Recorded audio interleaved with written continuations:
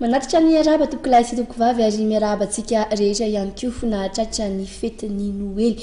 Mirary soa antsika rehetra ary mirary antsika rehetra ihany koa samy ho tratra ny farany. Andeha ary ho santarintsika ny fampahalalam-baovao ao anatin'ny lafiny ara-politika eo amin'ny tontolon'ny fifidianana indrindra rambo dia nanatanteraka fiarana tamin'ny mpanao gazety androany ny mpahalalana miaradia amin'ny candidat ny docteur Jean-Louis Robinson nandritra izany ary no namafisany izy ireo ny fitakininy amin'ny tokony hamerenana ny fanisam-bato sy anaovana ny famitahana ny vokatra. Manamafy ny mpahalalana miaradia amin'ny candidat docteur Jean-Louis Robinson fa nisy ny tsy fandaran-dalàna tamin'ny fampelezan-kevitra ary nisy ny osika sy ny alabato tamin'ny fifidianana izay nataony 20 desambra lasa teo. Mitaka ny famerenana ny fampiasam-bato izy ireo ary nisy ny taratasy araka ny fanazavana nalefan'izy ireo teo nivon'ny senity sy ny CES ny 13 desambra lasa teo. Everin'ny mpahalalana miaradia amin'ny docteur Jean-Louis Robinson fa miandro mivaly tena tsoratra avy amin'ireo androm-panjakana roa ireo izy ireo. Tsisy ambony lalàna afa-tsy ny lalàna. Raha mena fahefana ny CES apiatra ny lalàna dia tokony apiarina aminy io, apiariny CES ny lalàna satria zo nomena azy le izy. Ka raha laviny le zo nomena azy apiatra n'le lalàna ka iteniteny foana izy hoe ny senita ihany no andeha ho raisiny ka ho amafisiny tokony tsy hisy tontolo zany ny CES. Soliandro fa nisy tamin'ny lalàna didina avoakan'ny CES 23 CESD tamin'ny 20 volana desambra raha efa voateny teo hoe nanafoana ny décret. Io zany dia lala mahitsy efa nataon'ny CES ka ny angatahanay amin'ny CES tohizo io lala mahitsy nataonareo io satria nametraka taratasy ny tenanay ny tato amin'ny docteur Jean-Louis Robinson tamin'ny fahatelo amby roapolo ny volana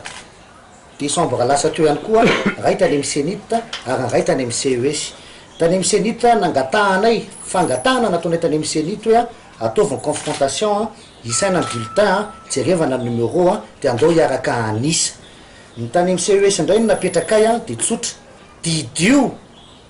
ary mamoaka didinareo ho an'ny senita hoe ataovy ny zavatra angatahany zareo amin'ny fanisana ny retraretra fanisana ny vato fampitoviana numéro ary ny fanaovana recomptage sy ny confrontation. Ny antony nanaovana ny fangatahana io tompoko dia nisy ny suspicion de fraude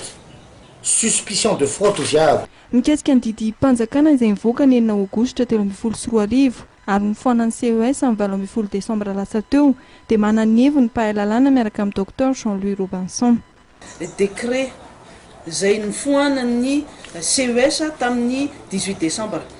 amarin'ny mouvance Ravalomanana tsara fa tamin'ny 4 desambra no napetraka tany no lasa tany amin'ny senita ary tafapetraka tany amin'ny CES ny fangatahana mouvance Ravalomanana amin'ny fanafoanana an'io décret io. Ina moa le décret dia amin'ny terme juridique amin'ny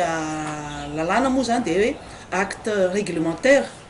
mitovy amin'ny acte administratif izay nataon'ny CES fijerena zany na fanamarinana ny maradalàna ny décret io dia ny zavatra nisy dia fantatry ny CES zany fa tsy ara-dalàna satria manipaka ny lalàna misy ny décret izay navoaka ny tamin'ny farany teo tamin'ny 9 aogositra farany teo zany izay manova ny code électoral sy ny feuille de route mifanipaka tanteraka ary hoe manitsakitsaka mihitsy zany code électoral sy ny feuille de route zany dia nofoana ny CES reny ka amin'ny mampahalalana indrindrandrindra ho an'ny publiciste mahafantatra an'izany daholo dia ny acte administratif annulé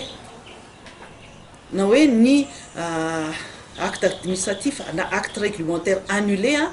dia ohatra ny acte na décret tsy nisy mihitsiny